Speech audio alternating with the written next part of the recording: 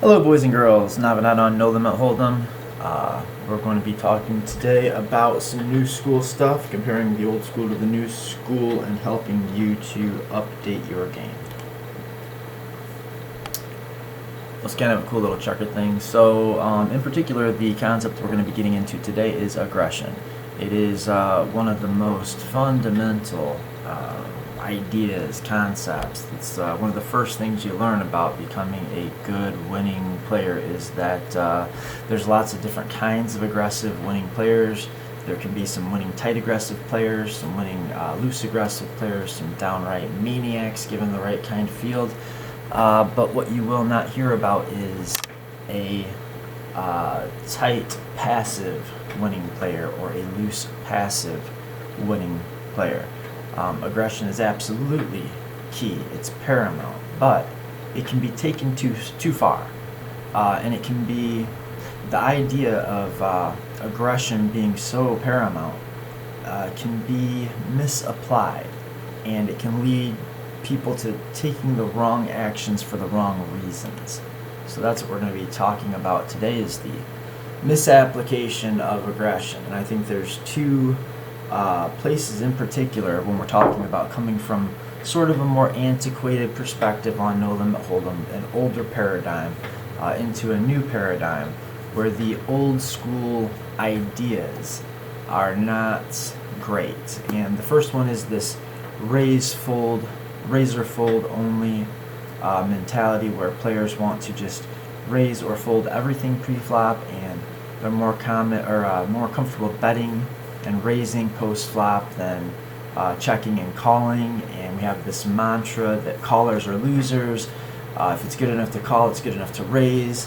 When you raise or bet, when you're aggressive, three things can happen and two are good. You can get called by worse, called by better, or your opponent can fold. Three of those things are good. You can hear the sentiment echoed, at least implicitly, in a lot of situations by a lot of players. Maybe you're looking at a player who is explaining why he made a continuation bet. He's got sort of an old school mentality. Maybe he raised with ace-5 suited pre-flop, and the flop comes out something like 8-5 deuce rainbow, or maybe even like a jack 7-5 rainbow, and action checks to him and he hits the bet button. Maybe even like a 9-8-5 two-tone would be a better example. But all of those examples where we've caught a small piece and the hero decides to bet, make a continuation bet, and he might say something like, well, if I'm going to bet a lot of the time when I don't hit anything, I may as well bet all of the time when I do hit something. And that sounds like pretty good logic, but it is not. It's kind of incorrect, right?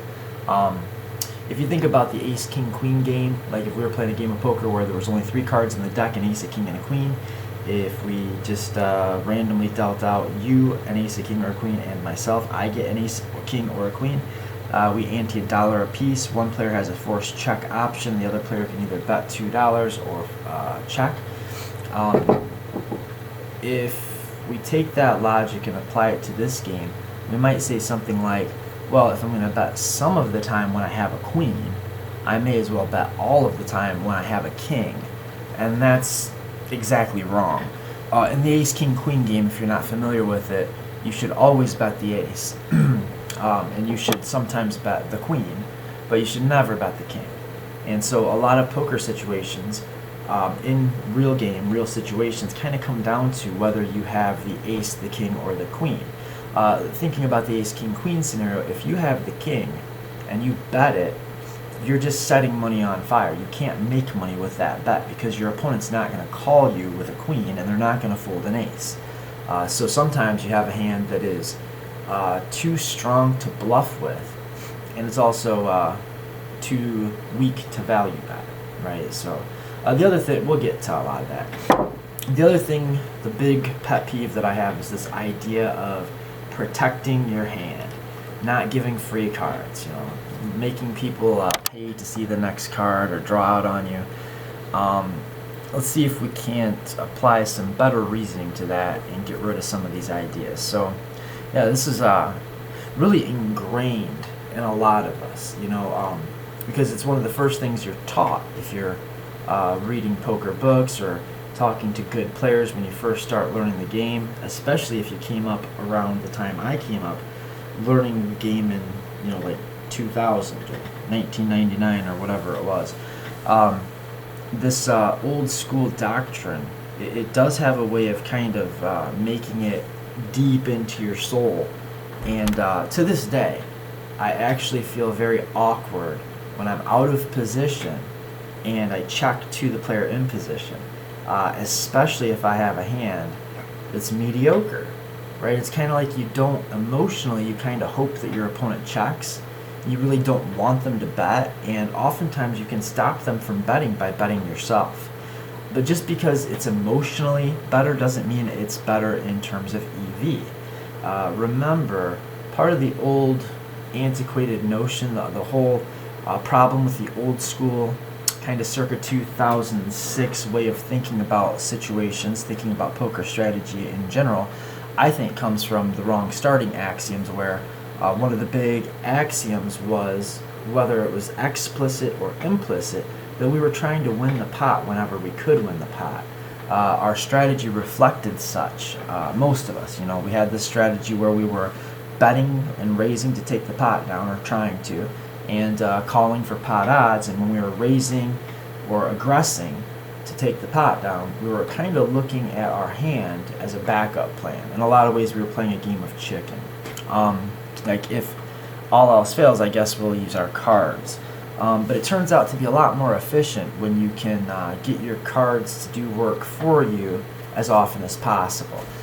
So the old school dogma is not right, and there are plenty of times when you have that like middle strength hand, and you're deciding between betting and checking. You're out of position, and if you bet, your opponent would likely fold, but that's because you likely have him beat, and he's not going to call you if you have a hand like ace-2, or let's say a hand like king-jack.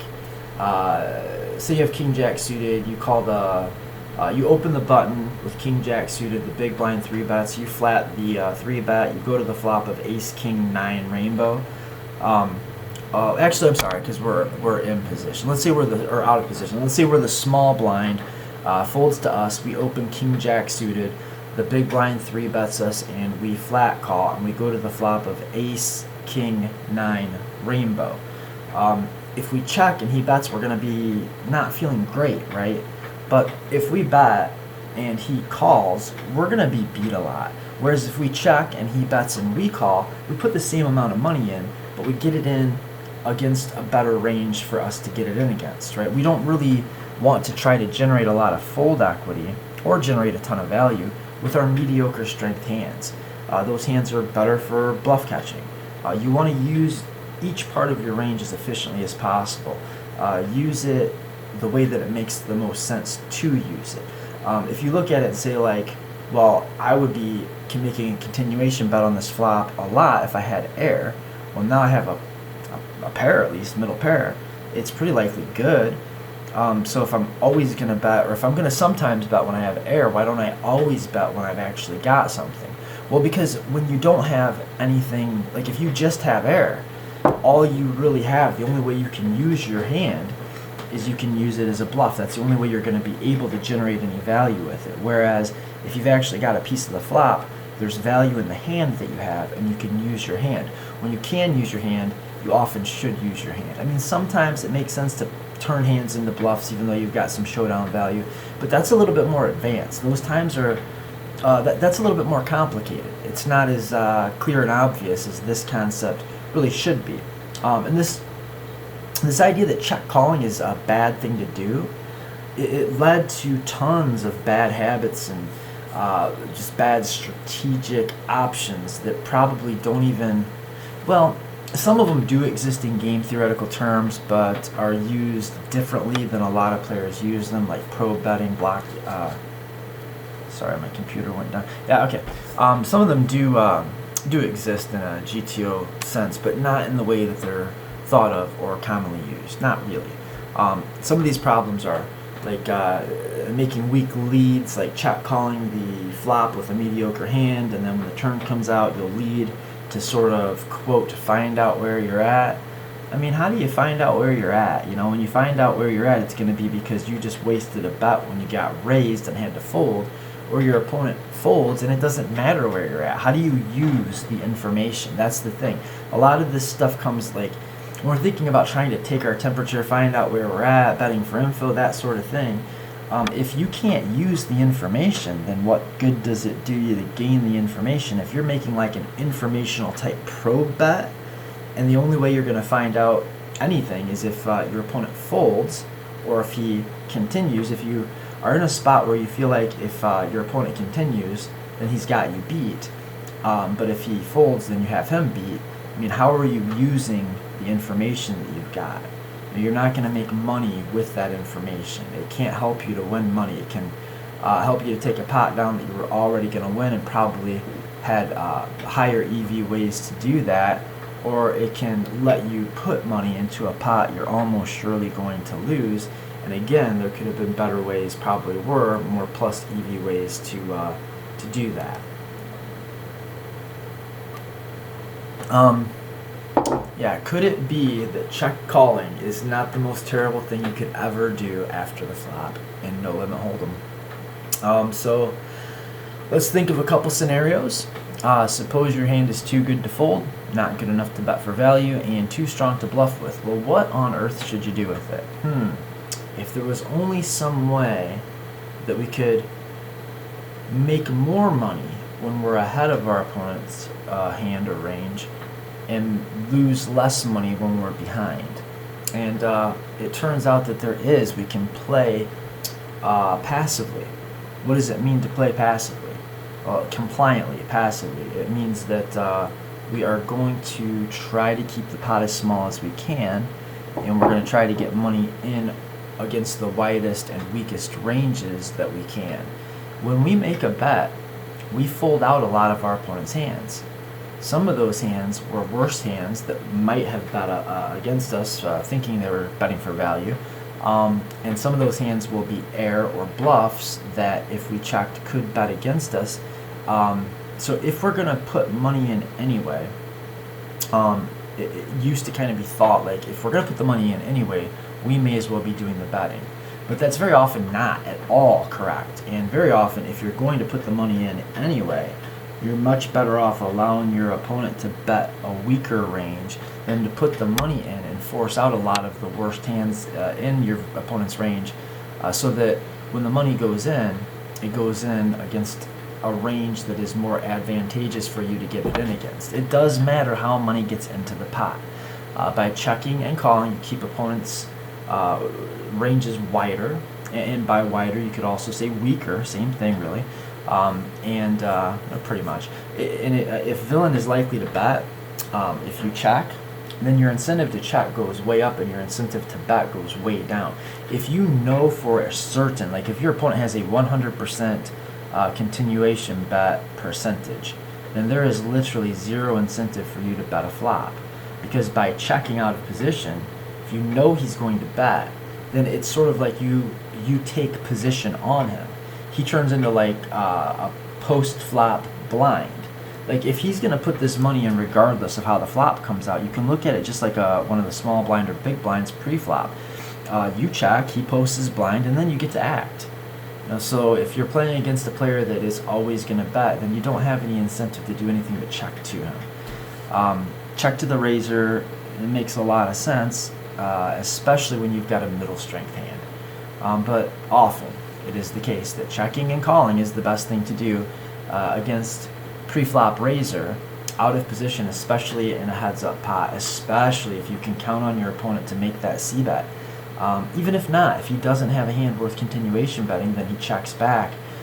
Depending on how he plays, he may c-bet his air and c-bet his value hands. He may c-bet everything, but if he's a player that you're worried that he might actually just check back his weakest stuff, and then you don't get to bet into the weaker parts of his range, well, he probably was going to fold anyway. And by checking and watching him check back, now you can start to value bet on the turn, where maybe your hand will rep a lot weaker, and you can get lighter calls, or maybe you give them a chance to pick something up that can pay you off. I mean, a lot of this depends on board textures and player types, but it's stuff you should be thinking about. If you've not thought about it, I expect that your gears should be turning, and you should be thinking like, oh, yeah, that makes a lot of sense. I've never thought of it that way. That's so obvious. I mean, that's kind of how it was when I came across this idea. It's like a light bulb going off, and everything made more sense, right? I first actually had, I guess that's not exactly true. The first time I encountered this advice was Mike Caro. It was a very, very long time ago in poker terms, and I was watching a video that he put out of one of his seminars, yeah. And then again in one of his books where he said, something like what I put here, like, what should you do with the hands that are too strong to bluff with, not strong enough to value bet with, too strong to fold? You should check and you should call. And I was actually skeptical about that. I was like, I don't know about that. That goes against my instincts and intuition and everything I think I know. He was right. A long, long time ago, he was right, for sure. And then more recently, I came across, I think it was a Poker Bank, like maybe Split Suit, one of his things, and he kind of said the same thing, but he put it more eloquently about how to play, how to think about your hand on the flop. And I've taken some of the information that was in some of those videos and Mike Caro's stuff and some of the other great players that I've coached and spoken with, been coached by, read up on, some of the forums, just taking all this stuff and try to put it into the most digestible format that I can think to do it, and that's what you're getting now. I came up with very few of these concepts completely on my own, and you'll usually know if I did because I like to give myself credit for them. If I came up with a concept and realized it, I'll probably tell you that. So if villain is likely to bet, your incentive to check goes way up, and your incentive to bet goes way down, and you're going to want to work some check raises into your strategy with your best hands. And if you're going to check raise with some strong hands, you're going to have to balance that. And the way to balance that is to, first of all, check raise bluff enough to balance your value check raises. But that's not enough. That in and of itself is not enough to balance your checking range, because if you only ever check and raise or check and fold, then your opponent can exploit you by checking back with hands that he doesn't want to face a bet with. Like even like say he's got something like top pair with a bad kicker, maybe normally, or even like second pair with a good kicker, something in that ballpark. Maybe normally you would check, he would bet, you would call. I'm saying if you check raised, right? So normally he would check, or you would check, he would bet, and you would, if you're playing just a raise or fold strategy, then when you go for the check raise, he's going to have to fold a lot of his hands here, right?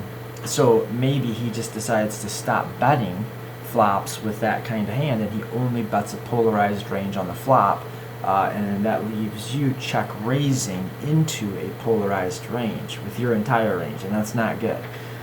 So you're also going to want to work some check calls into your range. You're going to want to have some hands that he has incentive to bet against in your checking range, or he's going to stop betting. If he figures it out, we'll say he should stop betting. If you don't give him incentive to bet the flop, then he ought to stop betting the flop, and that's bad. That's not what you want.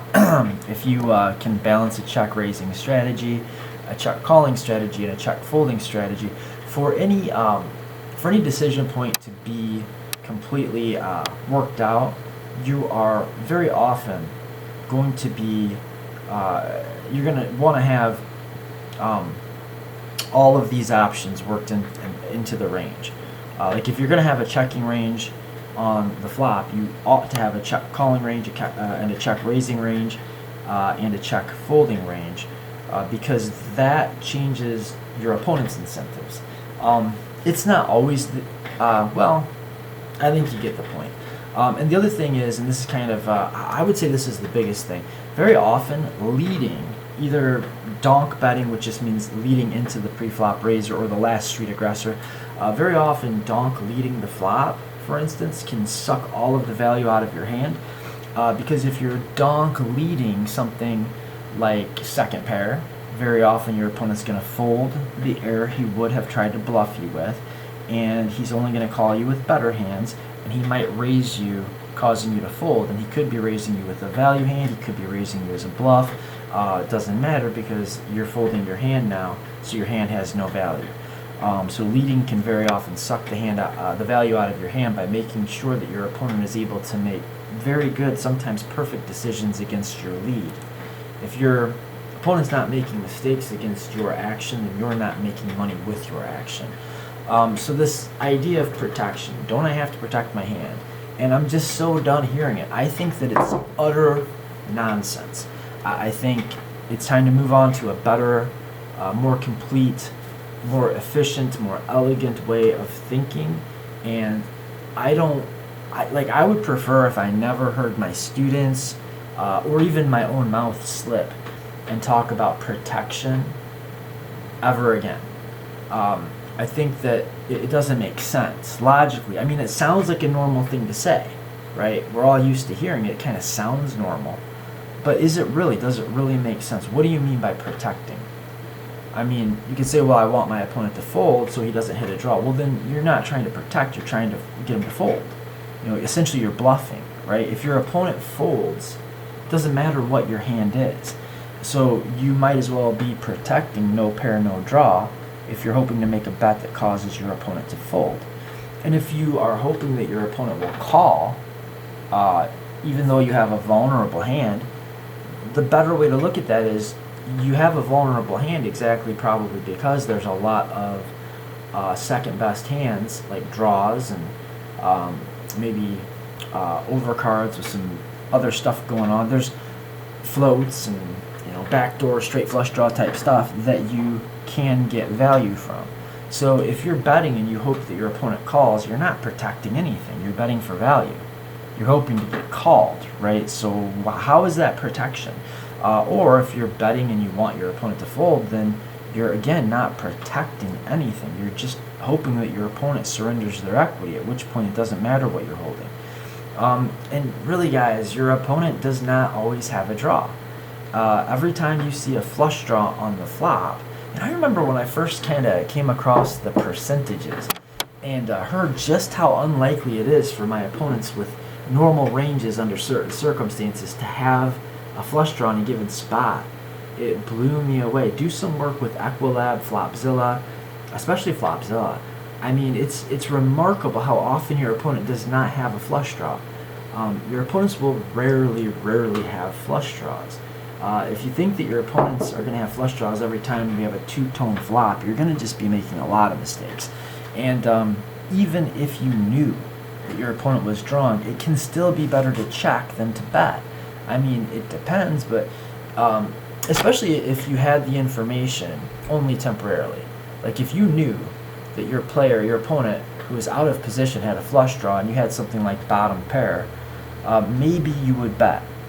But if the second you found out and made your decision to check back or bet, your mind was going to be, that memory was going to be erased out of your mind, probably it's better to just check back, because if you bet and your opponent's got a draw and you've got something like bottom pair or second pair, good chance your opponent has plenty of equity against you, so you're not making that much money when you bet and get called. And maybe you might only be getting 60% of the money that goes into the pot. It depends on exactly the hands and the draws and the equities and how they line up. But if your opponent has tons of equity where you think you really need to protect your hand by the old antiquated logic, the more incentive they would say you have to protect your hand, the less you actually have to protect. I mean, sometimes your opponent has like a big enough draw where you're actually an equity dog. So you're not protecting your hand, you're feeding your opponent's pot. It's probably theirs. But back to this bottom pair flush draw thing. If he's got two overcards and a flush draw, you're not like in super awesome shape. Not such good shape that it's going to be a big problem if you checked back and saw the turn before making any decisions. But what's even riskier and scarier than that is if your hand is kind of weak, and those seem to be the kind of hands that people think require the most protection, then what happens if you bet and get check raised? Well, if your opponent has a draw, you know he has a draw, and then your mind goes blank after you've already decided to bet your bottom pair or second pair. When he check raises, which, if you're not aware of this, that's not the rarest thing for a player to do out of position with a draw, especially a good draw, is to check and raise. But if he check raises you, you're going to have to fold your hand most of the time. So what you thought was protecting your hand actually just allowed your opponent to blow you off of whatever your equity share was. And here's kind of the point about the bigger your opponent's draw is and the weaker your hand is and the more protection it requires. Look guys, if every turn card is a bad card, then your hand is not good. It's not worth protecting.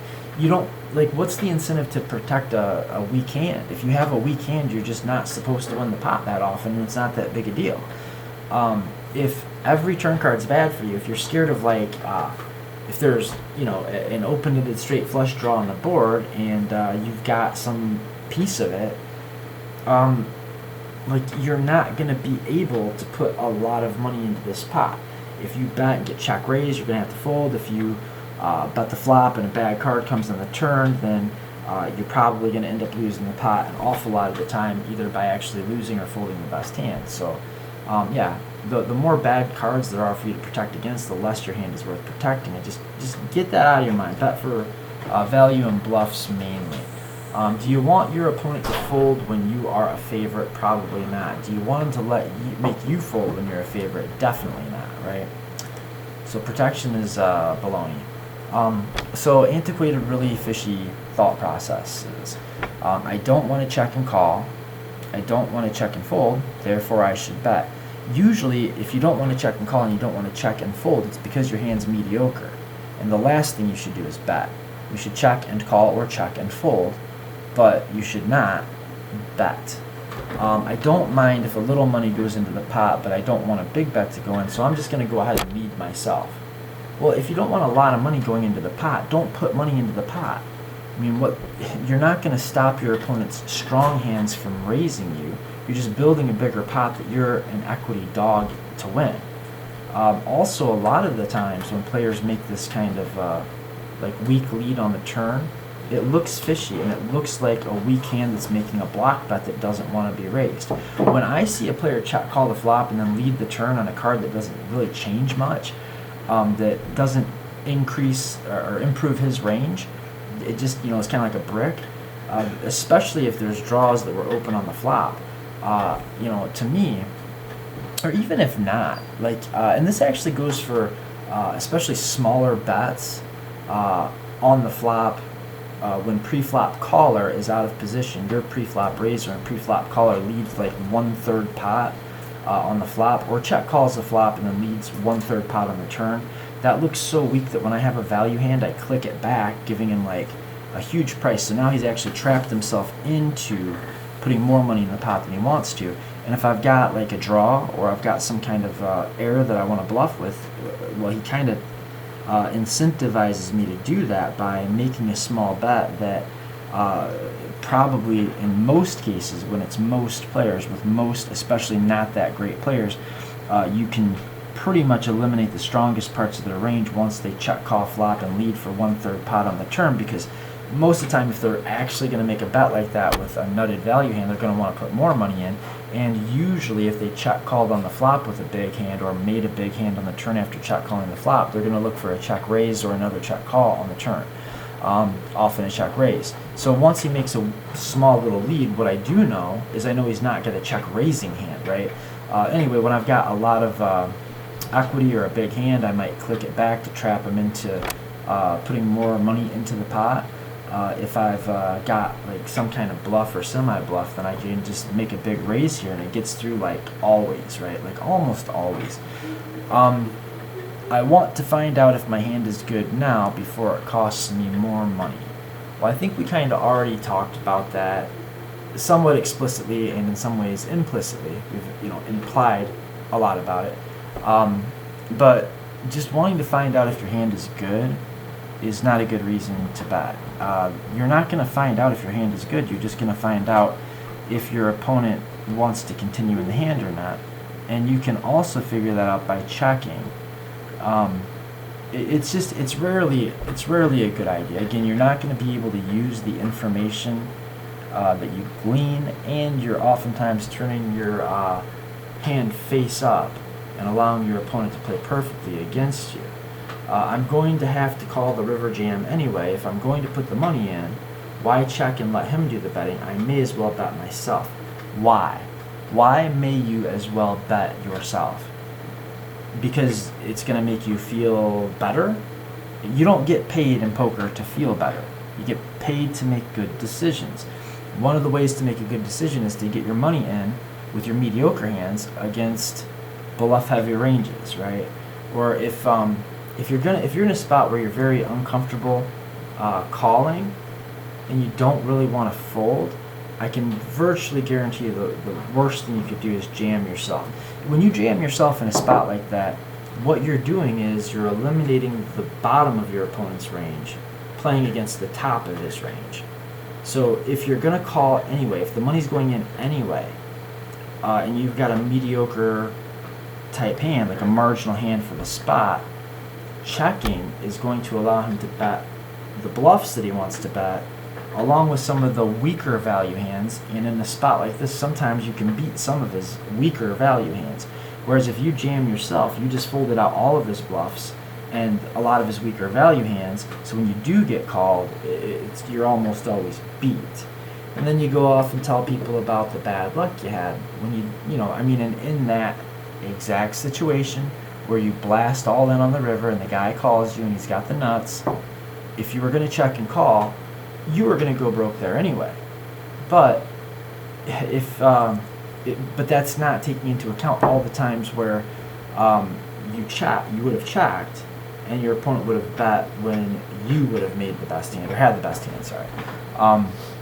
So it's a bad way to think, and it does not make, but costs money to think this way.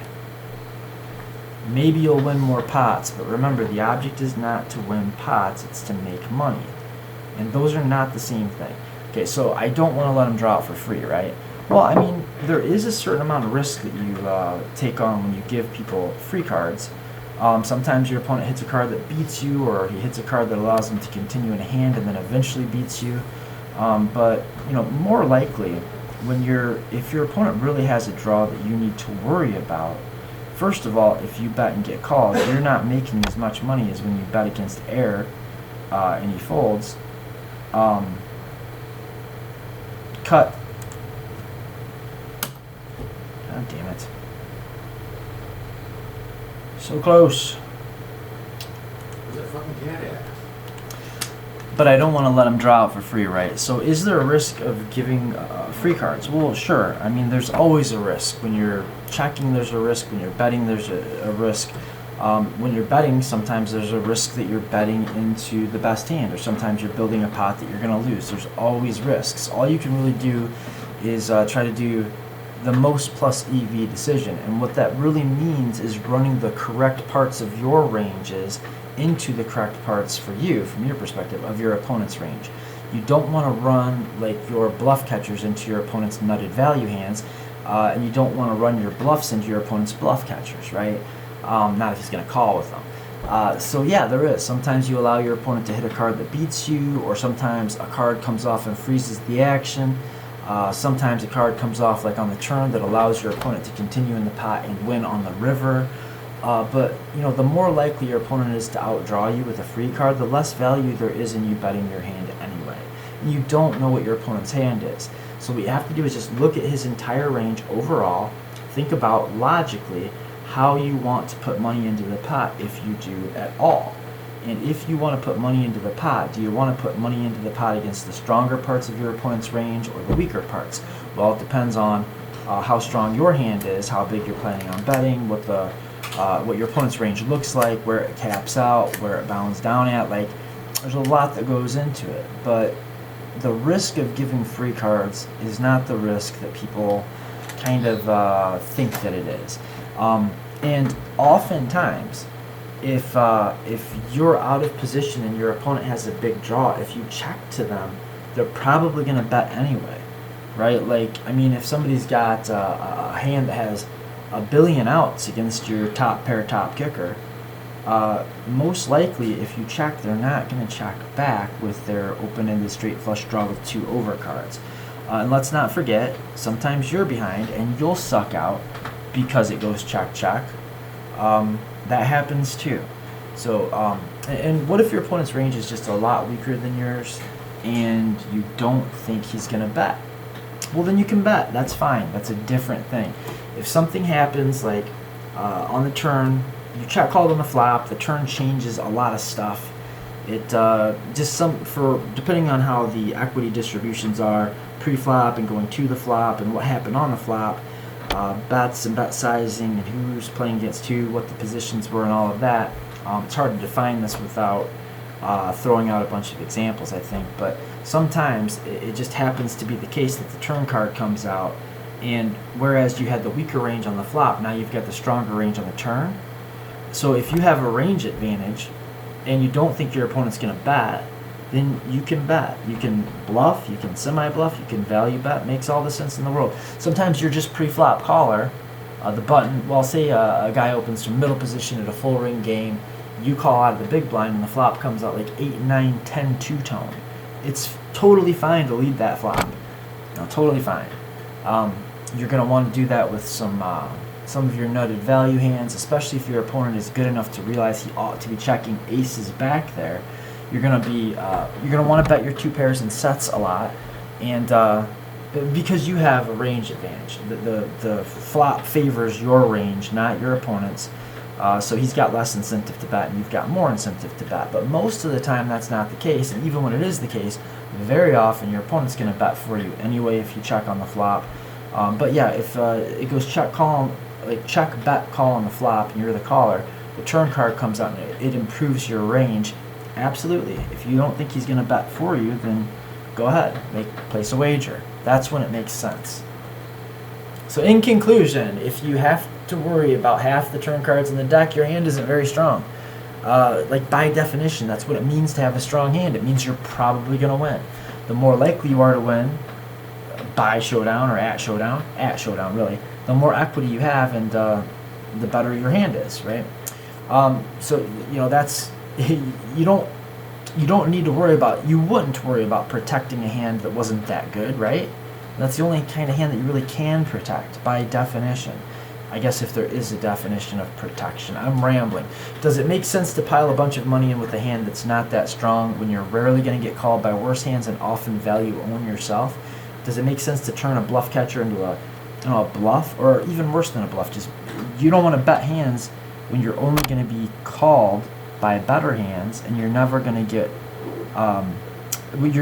better hands to fold, and worse hands won't call. That's what I mean to say. You can't control the size of the pot out of position. Everybody understands what you're doing when you check call the flop and then bet 1/3 pot on the turn. Stop it. You're embarrassing yourself, kid. Stop it. The way money goes into the pot does matter. You can't just think like, well, I'm going to call anyway, so I may as well jam. That's nonsense. That's nonsense. Why? Why do you think you may as well jam? Think it out. Think about the way the ranges interact. Think about what your opponent's going to do with each part of his range. Then decide whether it makes sense to be aggressive just for the sake of being aggressive, or to play more passively. Very often, it makes all the sense in the world to take passive lines. The way money goes into the pot matters, and very often it's best for you, best for your hand to keep villain's betting range wide and not fold out all the hands you can beat. Questions or comments, leave them below. Otherwise, if you liked the video, hit that like button, and please subscribe. And tell all your friends how awesome Navinat is. Until next time, good, quote, L-U-C-K, end quote, luck.